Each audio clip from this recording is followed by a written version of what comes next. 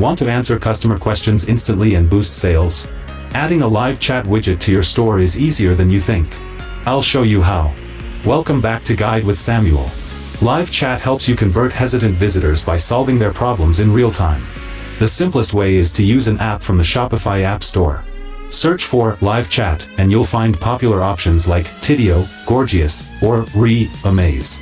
Install your chosen app, and it will automatically add a chat widget to your store. You can then customize its appearance and set up automated greetings. You'll typically manage conversations from the app's dashboard or your phone. A crucial pro tip: set clear expectations for response times. If you're a one-person show, use an auto-reply like, "Thanks for messaging. I'll get back to you within an hour." This is better than promising 24/7 instant support and disappointing customers. And just like that, you've just significantly improved your customer service. Live chat is a powerful tool for increasing conversion rates and customer satisfaction. What's the most common question you get asked by customers? For your final question, subscribe for our next video on how to integrate Shopify with QuickBooks. Thanks for watching.